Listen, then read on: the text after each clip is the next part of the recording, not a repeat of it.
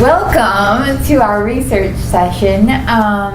So today we have Amanda Ellinger-Neese, recently added on that Neese, to talk to us about preparing, submitting grant proposals for internal and external funding. Amanda is the Grants Management Administrator at Jefferson College of Health Sciences, and she's actually done some really, really cool things since coming on over at Jefferson. And I'll just go over a couple. I don't have a good enough memory to where I can do this without looking at my phone.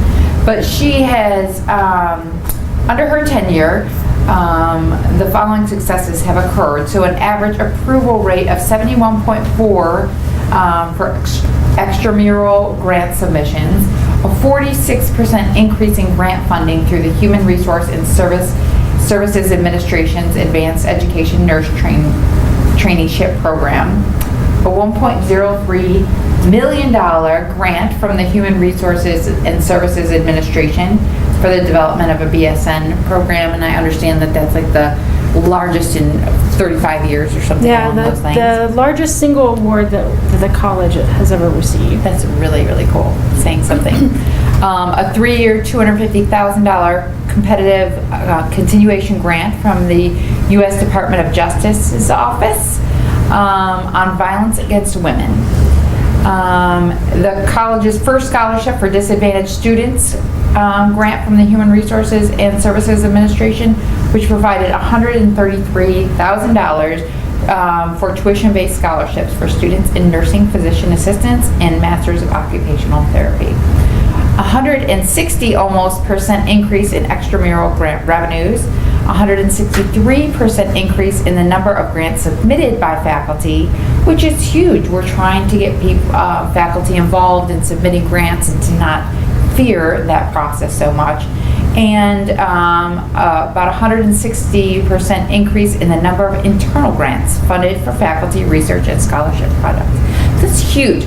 So you can be comfortable in knowing that we have the right person to come and talk to you about the internal and external grant processes. It is more of a generalist perspective because Amanda is a generalist as opposed to a specialist, which works in different specific siloed areas. So welcome, Amanda. Thank you. Thank you for having me. As Sherry said, I work for Jefferson College of Health Sciences. I've been there since 2010, and they brought me on board to help grow our faculty experience in grant writing and in research. So my job is two-tiered. It's one for grants and the other for research side. So today we're going to talk about getting ready to submit a grant proposal. So the purpose of today's session, and I have these objectives here, but really what I want you to know when you leave here is to know where to look for grant funding, how to search for it and what to look for, how to find your perfect match in terms of a funder, and I want you to know how to get started and who to call if you get stuck. So there are two general approaches to identifying funding opportunities. And the first is the way that you should do it, by having an idea or approach and then looking for the grant opportunity. The other way is the way that a lot of people decide to do it, which is to identify a grant opportunity and then build their idea around that funder. This isn't the ideal way, but it can work. And the most successful grants when approaching this using option number 2 are those that you already have a well-developed project or idea, a committed team that's on board, you have the support of your department or your manager, and the time to devote to some pretty quick, pretty intensive grant writing, because mostly the turnaround time is about 30 days on grant opportunities. So if you happen to see a grant opportunity and think, let's go after that, and we'll build the project on the way, usually that sets you up for some big time frustration. So I would encourage you to start thinking about your ideas and projects first, and then come to someone like me or to Matt Sokup in Kuroyan's Office of Research and Development and say, what kind of funding is available for this, and let us help you steward that. So there are many, many sources of funding. How many of you have had Starbucks coffee this week? Right, me twice today already. Do you know that Starbucks has a foundation that offers grants? They provide grants for youth development programs, social development, access to clean water. How many of you brushed your teeth today? If you don't, raise your hand anyway. Colgate-Palmolive has a foundation that focuses on oral health education grants, health and wellness grants, and they even offer Hispanic scholarships funds for students entering undergraduate programs. How many of you at some point in your life have taken a prescription medicine? Pfizer, Merck, and Eli Lilly all have foundations that give grants. So it's everywhere. If you're curious, go into Target. Target has a foundation. Walmart has a foundation. You bank with Bank of America. They have a foundation. So the support is all around us. And these are just some examples. We're lucky enough to have the Foundation for Roanoke Valley here right in Roanoke that makes awards to projects that happen here or serve the area. There are some other foundations as well that I stuck up there, but truly, there are many sources of funding. One of the things that I was talking about with Bruce is it depends on your level of experience, kind of where you want to start. If you're just starting out and thinking about grant funding, usually it's better to go the foundation route, and I'll talk about why later. If you have a lot of experience and a well-developed team, sometimes it's better to go with the federal avenue. The pros of the federal grants are that they all usually offer larger awards, longer periods of project support, so for multi-year grants, and they unfortunately are more work. They often require some preliminary data, and the review period between when you submit your grant and when you get the funds or notice that your project has been awarded or not can be as much as 9 months to a year. So they're not for quick start projects. Foundation grants, on the other hand, offer smaller awards a lot of times, shorter project periods, usually 12-month project periods, occasionally 24 months, but more often you'll see something that just provides a 12-month period of support. But the benefit is that you usually hear back pretty quickly, sometimes within the quarter, sometimes within 6 weeks. So if you have a project that needs to get started quickly, a foundation is usually more appropriate. And they offer a lot of support for pilot projects and gathering pilot data. So if you're just starting out, a foundation is usually where I recommend my folks start. Great entry point for novice grant writers. So there are many types of grants, and I've got 2 slides. There are more than this out there. But these are just some of the things that grant funds can support. And I pulled out the ones I thought would interest you the most, but there are many others, including things like funds for scholarships, technical assistance grants, even executive loan programs where funders will loan you the best of their staff to come in and help you develop a program. So some of the options that we have here, they're building or renovation grants, there's equipment grants, there are grants to help you support developing curriculum, especially if you're teaching at Jefferson or teaching at the med school, teaching at Tech, funds to help you develop your staff. There are even fellowships if you are for both faculty and medical residents or folks who are in medicine. And here's a continuing screen of more types of grant funding that are available. I tend to deal mostly with research grants, but I think people make the assumption that grants are only for research, so I wanted to show you all of the different programs that can be funded. Actually, Amanda, I'm going to have you go back one Sure. slide, because I want to point out 2 of the things that you have listed there that are really very relevant to Jefferson and to Virginia Tech Carilion, and that is the curriculum development and the faculty staff development.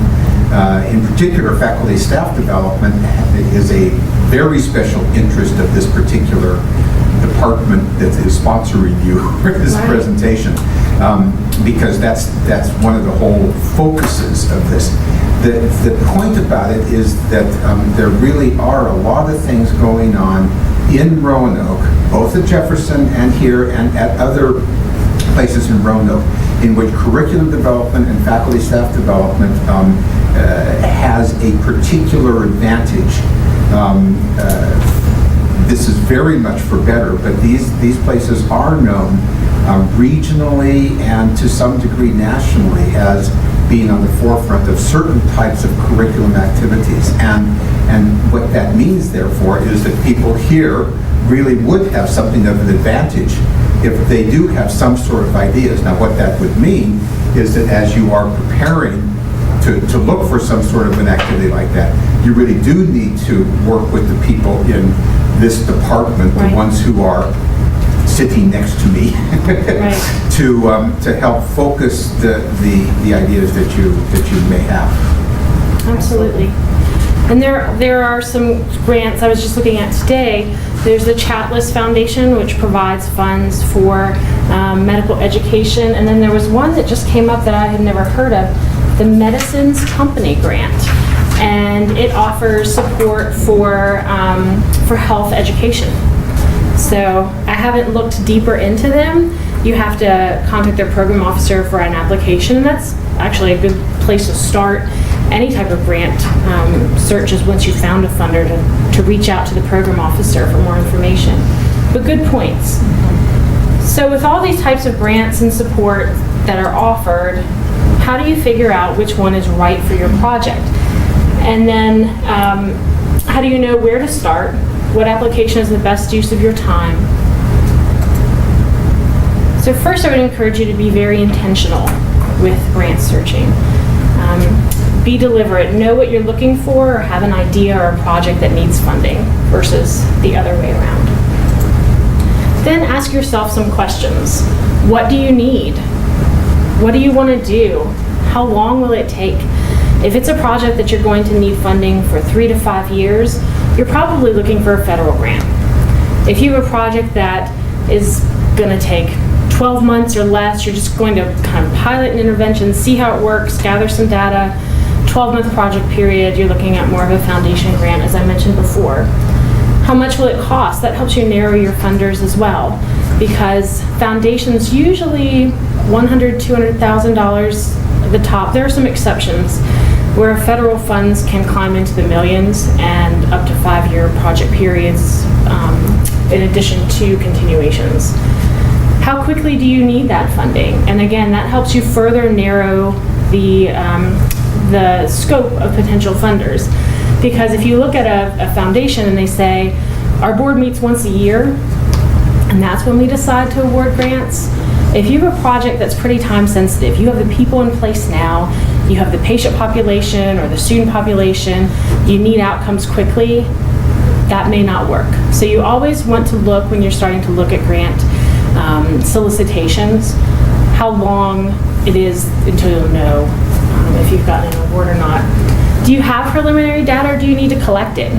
Most of our federal grants are going to call for you having preliminary data, especially in a research environment.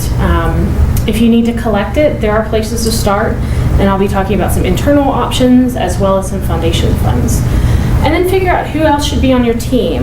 If you're going to pilot a clinical intervention where you're giving patients medicine, a pharmacist probably needs to be on your team. If you're going to pilot an activity that is looking at patients in the ER, you probably need a trauma physician on your team. So think about all the needs of your project and then figure out who you need to have come in to help you develop that grant. So are there internal options for support? We're actually pretty lucky to have several internal avenues for support, which are great if you are just getting started, if you don't need a lot of money but need it quickly, for even projects that just involve one person. I've come up with a few that we have here. The Carilion Foundation, their grants were actually just due. They're usually due the first week of February every year. They provide awards up to $35,000. You do have to be a current Carilion Clinic employee to apply, but that does cover Jefferson folks as well. If your paycheck comes from Carilion Clinic, you are eligible to apply. And there's Kay Strickland is your contact if you have any more information or have any more questions But that link will take you directly, and you do have to sign in, so this is an inside Carilion link. It'll take you directly to the foundation page where you can access the application, look at projects that have been funded before, look at the directions. So you've missed this year's deadline, but if you're looking for next year, go ahead and take a look at that application. It is a pretty straightforward application. It can be put together quickly. However, I encourage you to get your team in place and start thinking of your idea ahead of time. We looked at that grant. Is that something that's specific to, it says Carilion Clinics operations, so it's usually clinical Right. in nature as opposed to like educational? They tend to focus more on the patient side of things. Okay. So, One of the things that also goes on a lot around here that sometimes would be relevant to the Carilion Foundations is a lot of these quality improvement programs. Right. But sort of by definition, quality improvement projects are not research.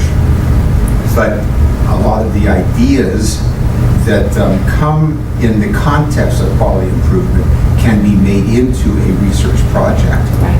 It's just that whoever is thinking of doing something like that really would need to get together with some of the people involved to make sure that when they finally put their idea together, that it is in the form of a research project and not necessarily as a quality improvement activity.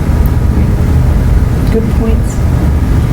For nurses who are employed at Carilion Clinic at least half-time and who've been on staff for at least 12 months, the Carilion Nursing Research Fellowships are available. They provide funds, especially release time, for a team of up to 3 nurses or 3 nurses with a mentor to study some issues that may affect patient care. One of the things that was recently funded, I think last year, was a toothbrushing study. So there's some evidence that has shown that if you brush teeth of adult patients before they have a surgery, that it can reduce the risk of pneumonia, I believe. And so they decided to pilot that with a pediatric population. So very simple, just have, either the child or the parent or you brush their teeth before they have surgery, and looking at seeing if that definitely reduces the risk of or incidence rates of pneumonia. So it can be an easy idea that they provide funding for that. The one thing I forgot in this slide, and I was talking to Dr. Johnson, is Carilion has a research acceleration program. And I don't know why that slipped my mind. I'm on the review committee. We just met to review applications. I said it must have been so traumatic. I just wiped it out of my mind. But they do have, Carilion has a research acceleration program with 3 different tiers of funding. The Tier 1 funding is up to $40,000 and funds investigator-initiated research projects. Tier 2 provides up to $10,000 and is geared towards new investigators, but again, with investigator-initiated research projects. And Tier 3 is our smallest tier, up to $2,000 to support interdepartmental or interdisciplinary collaboration, and the aim there is to get scientists and researchers and clinicians, students even, together to start talking about big ideas. And Dr. Johnson has been on the committee for many years. He used to chair the committee and now is a committee member. And can you talk a little bit more about the things that we're looking for in terms of projects and eligibility? So at the beginning, the RAP grants were to encourage people in the Carilion system to think about doing research projects.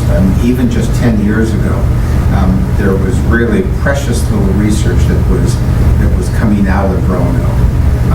The presence that we now have of the VTC Research Institute and the increasing ties that we have with Virginia Tech have changed that a lot, but this whole RAP grant process has also changed it a lot. What you said about the different focuses of the 3 different levels of grants really is important. The highest level are the ones that are what would typically be thought of as research projects that would might otherwise be submitted to either regional or national research things like NIH or some of the other funding organizations. They are specifically designed to be laboratory-based or some sort of technical innovation impact from for the ones that are at the, as you mentioned, the 40,000 or so level. And that would be over about a one-year period, because virtually all of these RAP grants are designed to be completed within a one-year period.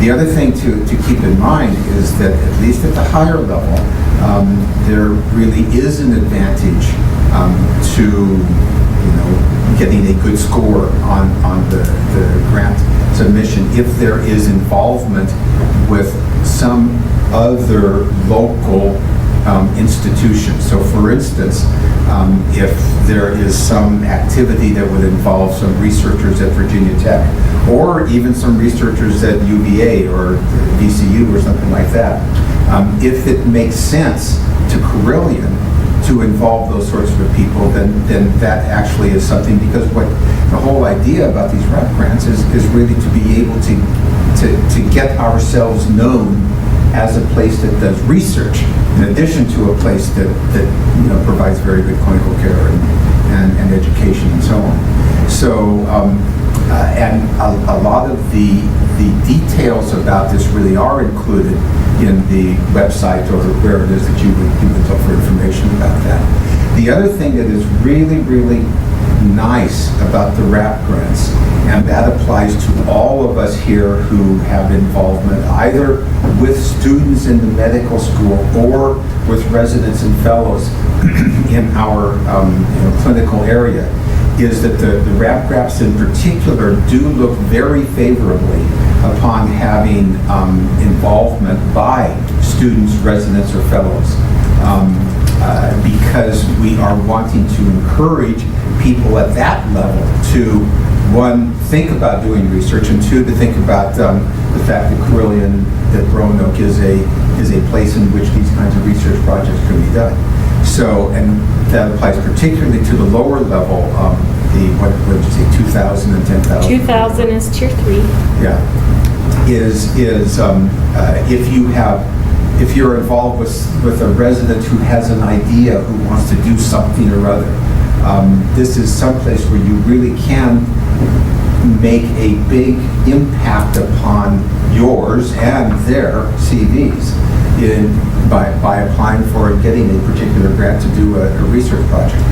Then once they get it done, it is expected that they would then write it up in such a way that it would be able to be submitted to regional meetings or for publications in some journals. But the RAP grant process has been really very successful, and can tell you that the level of sophistication of the submissions to the RAP grant process has really gone up enormously from the time that we first started it. It is a very real thing, and it is something that should also keep in mind. Anyone But we just finished the... I want to say thank you, because you guys gave me a team too, so. Hey, good for you, congratulations. Yeah. But it's my only grant so far, so I'm here. That's great, though. It is, the RAP grants also serve as a great launching off point for you to get your feet wet, start thinking of, or start gathering that data, start getting used to working in a team to approach funding. So congratulations. Thank you. That's the next step, so thank you. Anyone? We help choose you.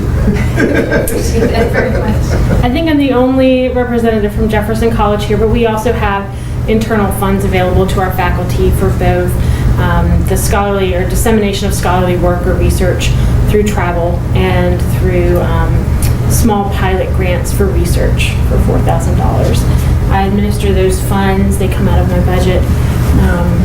So if you talk to a Jefferson person, they know these grants, but they call them something different. I've learned that behind my back, they call them the Amanda grants because they come from my budget. So how do you search for external funding? Because we've talked about our internal funding options, but if you're looking outside of our system, where do you start? How do you know what to look for? Here are some lists I've provided of ways or grant search engines. I would caution you from using Google. Sometimes it provides some good sites, but more often than not, a Google search will land you advertisements, spam, some malware, and take you down a rabbit hole. So for focus searches, if you're looking for federal funding, I always start at grants.gov. Very easy to navigate. You kind of put in what you're looking for, open announcements, and then they give you a ton of information about the different opportunities. These are foundation searches. Jefferson College uses the foundationcenter.org. That one does require a membership. However, if you go over to the library, just across the street from Community Hospital, you can access the Foundation Center for free. And most libraries have a Foundation Center directory membership. Are you talking about the Curlian Library, or are you talking about VTC? No, the public library. Public one. Yeah, I don't know about VTC or Brilliant, but we use this. But there are other ways. If you're home or you don't want to go to the library, grantforward.com allows you to sign up for a 14-day trial membership. And I've actually enjoyed their search options.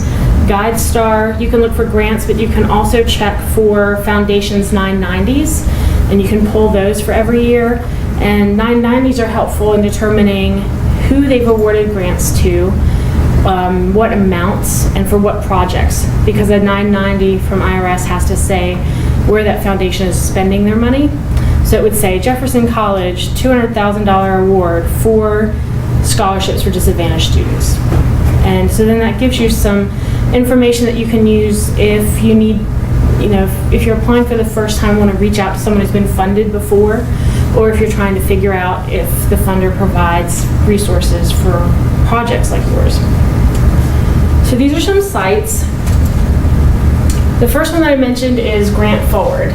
So what I did is I typed in immunology, huge field, right? But then I narrowed it down in category medical sciences.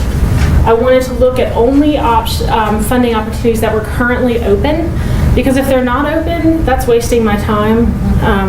If they're only giving money to people that they invited to submit, then that's an intensive process of stewardship.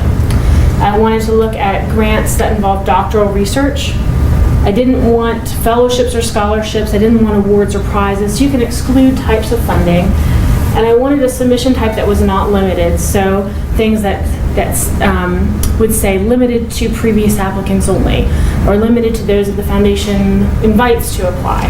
So if you look, in 0.14 seconds, this search pulled up 235 different results for funding. So those factors you pulled from the left side, you didn't have to type those in? No, it literally is a drop-down list. Great. So it said grant type, and these were all of the different types, and there were more. And I just checked yes or no, I want to look for that, or I don't want to look for that. You could even narrow it down further, since we have 235 to deadlines. So I want to look at something that's due in the next 3 months, because it's going to take me some time to get my project together. Yes? Do you recommend keeping your search term broader and your filters narrower? Yes. Okay. Yeah. So kind of like if I'm searching on Amazon and I'm looking for a pair of new hiking boots. I would type in women's hiking boots, and then on the side filter down, like how fast do I need them? Do they need to be Prime eligible? What size? So those are your filters, yes. Broad scope, narrow your filters.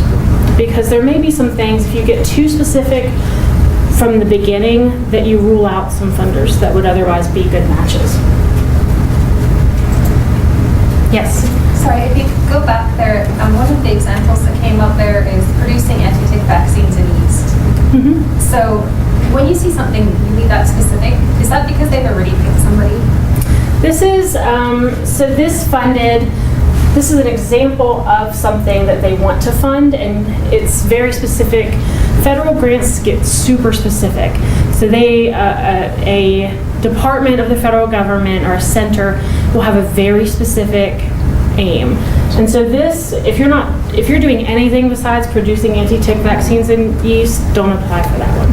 Right, but it's that's not a sign that they've already kind of got their No. target and they're just like they have to advertise the grant, but really it's already assigned. No, that speaks to specificity and not to, we've already found our people. It is a narrow field, but kind of like, I'm really bad at giving examples, but when President Obama took office, he found some money for the American Recovery and Reinvestment Act. And that was funding specific to projects that would do things like stimulate economic development, work on education programs and things like that. So there were some very specific announcements. Homeland Security is another one where there are very specific announcements. They want to develop this piece of equipment or this technology, but they need somebody who knows how to do that. These are usually also end up as contract work, so versus a grant. They're more Those are stricter great programs. examples. Pardon? I think those are great examples. So again, back to how do you decide if it's a good fit for you? Yes, Dr. Johnson. I'm sorry for interrupting, but in looking at the list of places to think about where you might want to apply,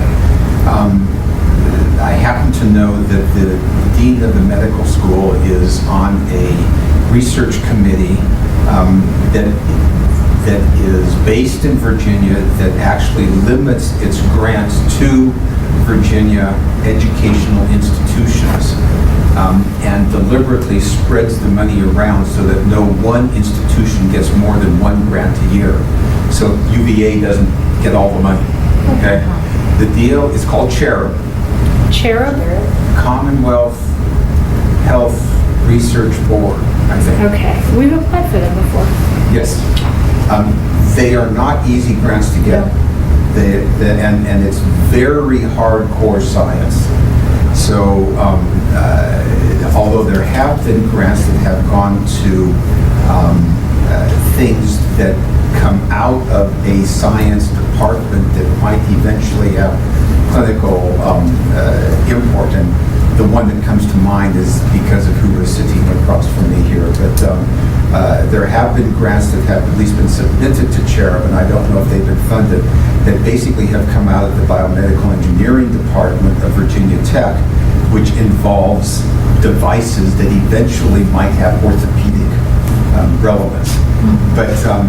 But if you do have become associated with some of the people who are doing real basic research around here, think about looking at this CHERUB group, because it does limit its awards to educational institutions, research institutions in Virginia, which really is a big advantage. And all of our R&D folks are familiar with Commonwealth Health Research Board. I hadn't heard it called CHERUB before, but if you are interested in applying for those grants, usually they're in the fall, like September, October, for the deadline. And so if you're thinking about those, approach us early, because it looks like a simple application, but it does take a considerable amount of work.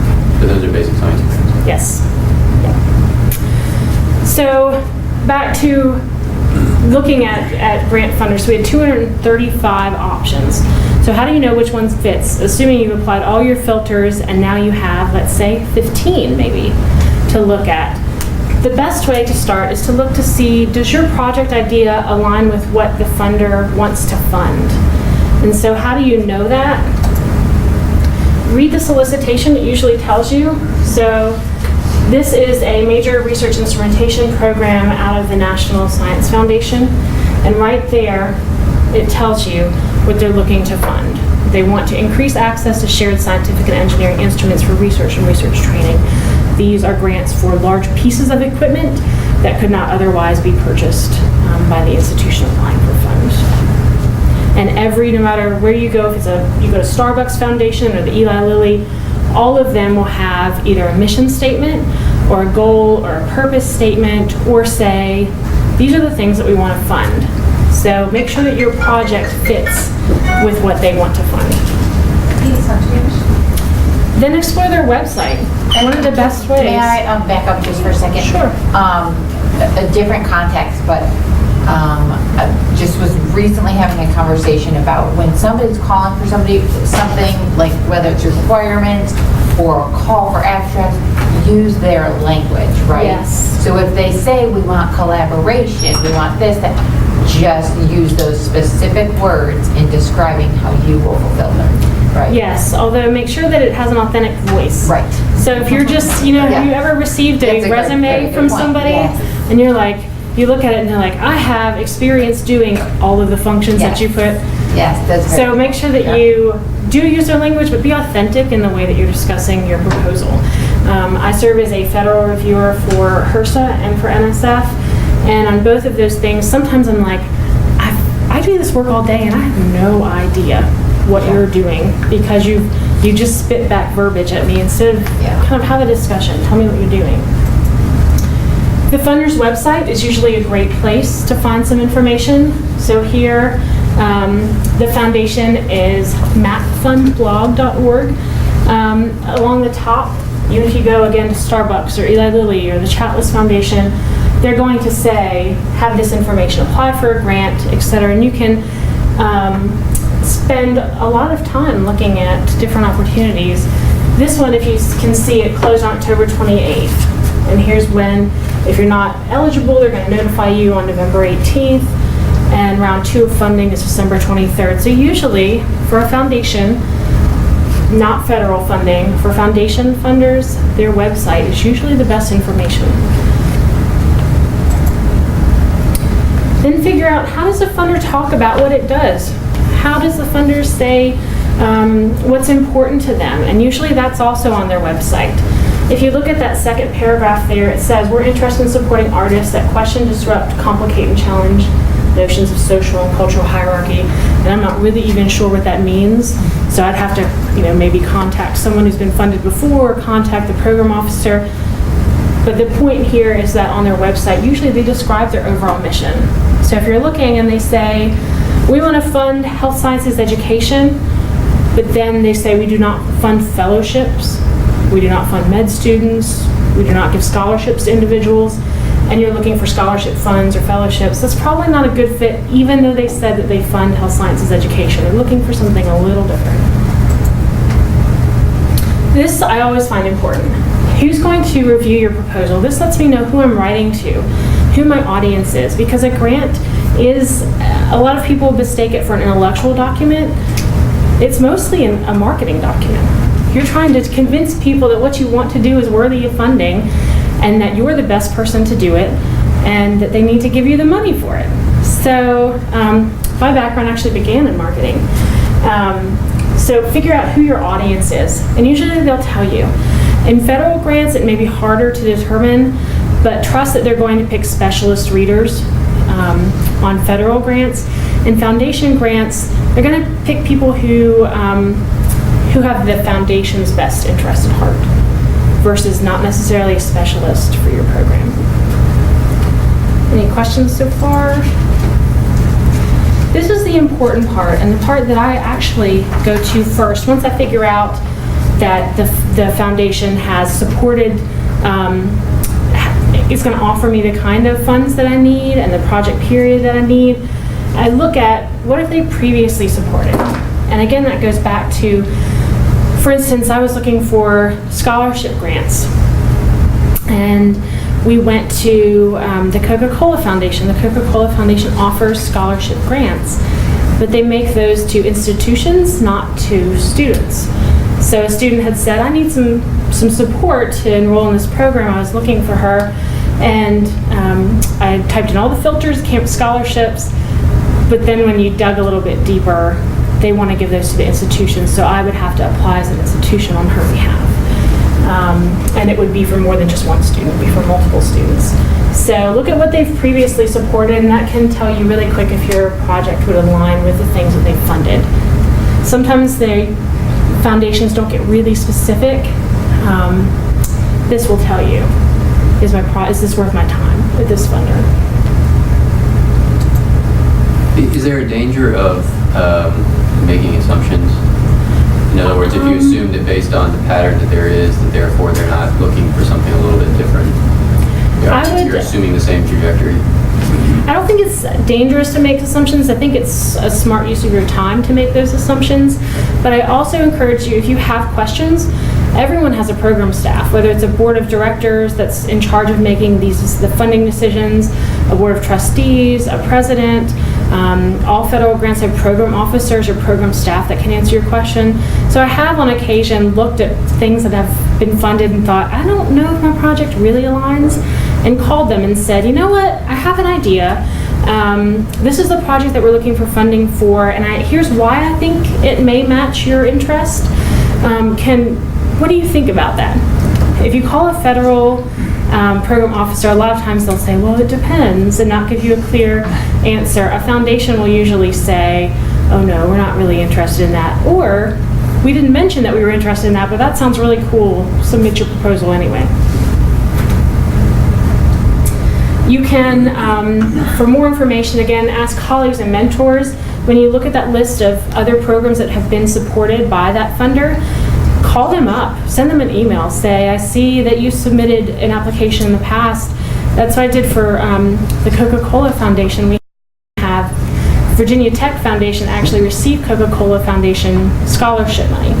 And so I was curious about any tips that they had for proposal development. Was there someone at the foundation that really helped them out that would be a good contact for me when I approached them? Any advice on working with the foundation? So don't be afraid to pick up the phone or send an email and say, what has your experience been? Any tips you can give me? Speaking as someone who prepares the proposals that go out, I'm more than happy. I've shared our abstracts before. I've shared non-proprietary information, tips on how to apply. So your grant folks are usually going to be more than happy to share that information with you to help you make your application more successful. Other things to consider, so you've identified what you think is a great match, then ask yourself, when is it due? If it's due 2 weeks from now and you don't have a project team or an idea, probably file that on your list for next year, not this year. How much funding do you need? Are you eligible? There are a lot of grants that Jefferson is eligible for that maybe Carilion is not eligible for because Jefferson is an educational institution or an institution of higher education. So a lot of times we partner with Carilion on grants because we need the expertise from the clinicians at Carilion, but we are the ones who are eligible to carry out that project. So make sure when you look at the list of eligibility, particularly with foundations, because sometimes they only give to nonprofit organizations that are community-based. You don't want to waste your time if you're not eligible. And then, how experienced do you need to be? So for instance, the National Science Foundation has an entire category of awards called the Career Awards. And they're looking for folks who've gotten their PhD in the past 10 years, or their terminal degree. So if you graduated with your doctorate 12 years ago, you're not eligible because they're looking for newer folks and newer investigators. Likewise, there are some National Institutes of Health grants that want somebody who has a clear track record of being funded by NIH before, or at least has a very experienced team. So think about whether or not you're experienced. So now you've found your funder, you've talked to program officers, you're ready to write. You've nailed it, narrowed it down to just one funder or possibly two.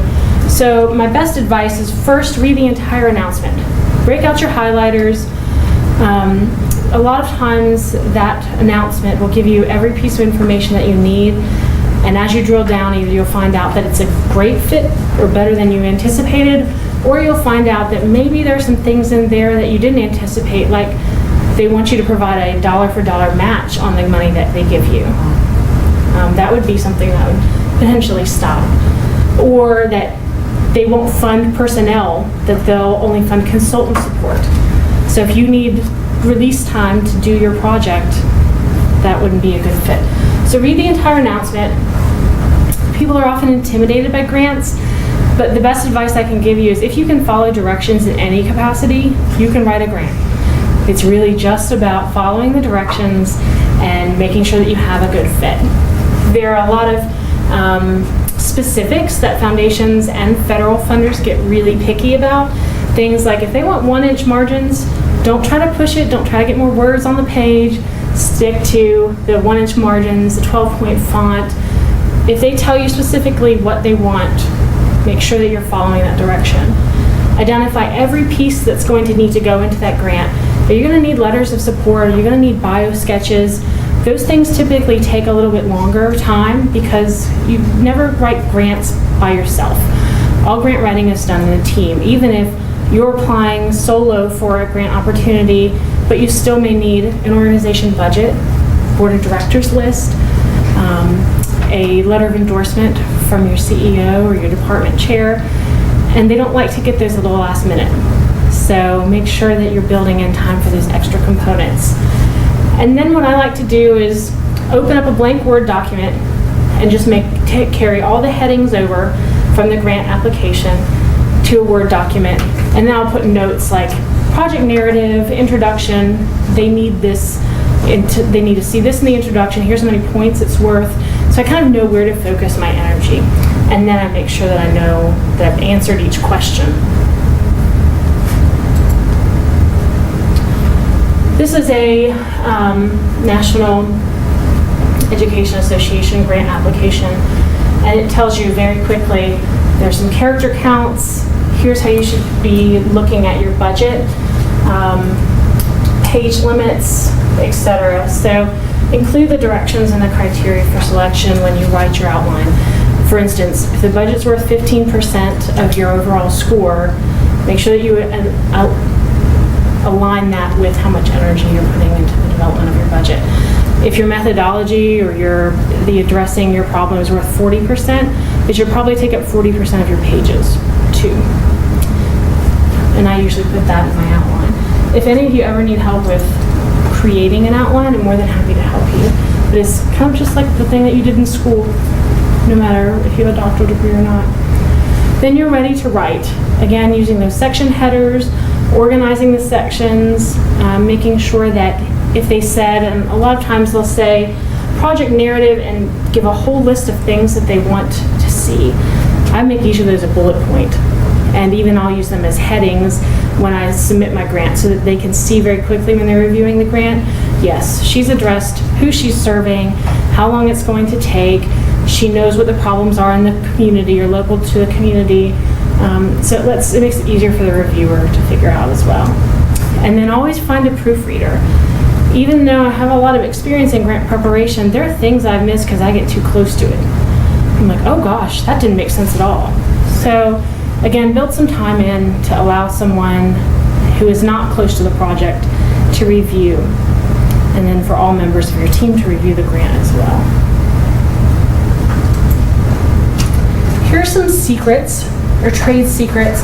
One of the things that made me, I think, a stronger grant writer was to become a reviewer, because once I was reading other people's work, I started to notice some really typical mistakes.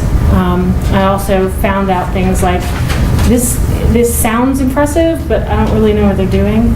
And so I figured out ways to fine-tune my own writing and things that I needed to make sure to include or address in grants. Volunteer with professional organizations and asked to be on their review panels. Being a reviewer can really help your own writing. And you don't have to have a ton of background to be a reviewer. HRSA put out a call for federal reviewers, and so I just sent them my CV and said, here are the things I've worked on, here are my interests, here are areas where I feel like I can evaluate grants. Do you need anybody?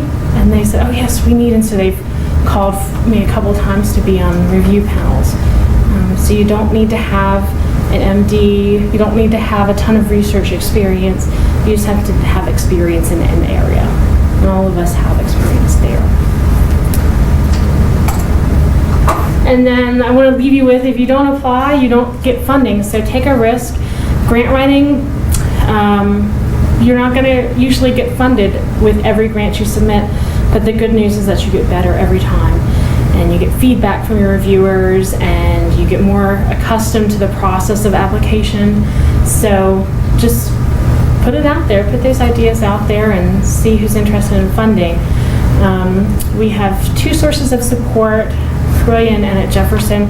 I'm the support person for Jefferson College folks, and if you're working with a Jefferson College faculty member on a grant, I know Dr. Lawler, we work together on an emergency grant, and I normally wouldn't support Carolian folks, but there was a Jefferson team member, so I was able to provide that support. And then Carolian we have. Much appreciated as well, thank you. Thank you. And on the Carolian end, we have Matt Suga in Office of Research and Development, and those are our contact information. Any questions?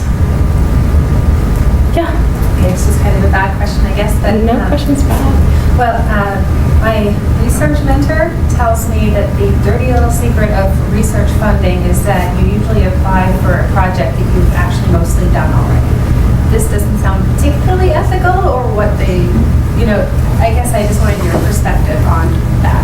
I guess it would depend on the funds that you need and what activities you are planning to do with those funds. So you do need to be honest when you approach a funder about, I've done this work, but I need $15,000 more to do this part of the work.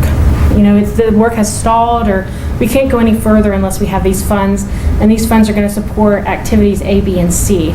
Not the ones that have already happened, but the ones that you're proposing that are new. Usually there's no retroactive funding unless you are applying for funding to support retroactive activities that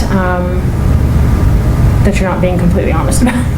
So I would say just be very upfront with a funder.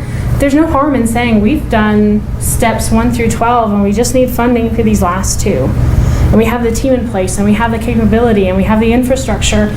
We just need a few more dollars to make this work. And what about, let's say that you have a project and you think, okay, well, it's unlikely that I'm going to find one funder who's going to fund my entire project.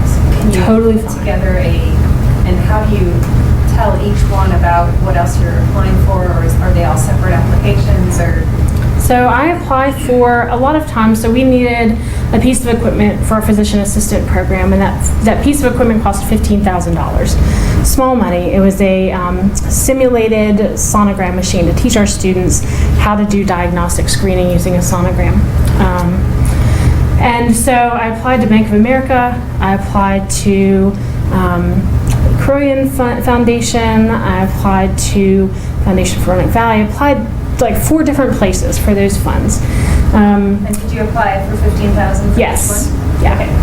But some funders will say, is there any other support pending? And then that's the place that you say that. If they don't ask for that, you're not obligated, or it's not unethical to not provide that. But what would be unethical is if I got a $15,000 award from Foundation for Roanoke Valley and Bank of America and Carolian Foundation to take it all. You can't Right. do that. So what I would usually do, let's say they all came out on the exact same day, which would never happen, but let's say that did, I would call the foundation that either I have the best relationship with, or the one that I think maybe has a little bit less of a reporting requirement.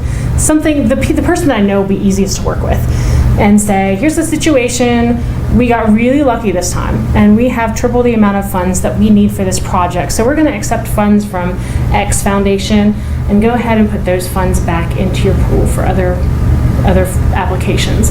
Because typically they have applicants that, if they can only fund the top 3, and they fund the top 3, and then you say, you know what, I don't need that money after all, they're going to go to number 4. So don't accept more money than you need. It is okay to submit multiple applications. It increases your chances of funding success. You don't have to disclose prior to applying unless they specifically ask for that. Did that answer Yeah, your that makes question? sense. Just the other part of that, let's say that you need the $15,000 and you identify 4 different funds, each which might be able to give you $5,000. Is there a role for applying for smaller amounts for? You can. or- I package things. So we had, there's a Department of Education Title III Strengthening Institutions grant. which provides several $1 million over the course of 3 to 5 years. So we had put together a huge package for them, and then they decided, you know what, we're only going to fund last year's, we're going to fund down the slate instead of funding new applications. So they're left me with a ton of projects that needed funding. So I started packaging it. We need equipment. It was mostly an equipment grant. So I said, okay, we have $150,000 worth of need of equipment to support our disabilities center. So that's one grant. I need $200,000 to support. So I chopped it up. I packaged it up, and you can do that to get the amount of money. Or if it's just one piece of equipment, and you know that they'll only fund like $4,000, I guess my first recommendation would be that's probably not a good fit. So go find the foundation that will fund it all. Right. But if it can be packaged up into smaller parts, you absolutely can make it different projects. Good questions, though. Anything else? Thank you so much. This Thank is you. wonderful and very practical. Great. I think this is really good, and I hope other people will view it online also. Yeah, and call me if you have questions. Call Matt. If you have questions about the presentation or about applying for grants, and you want to contact me, even if you work for Carillion, contact me. I always answer questions.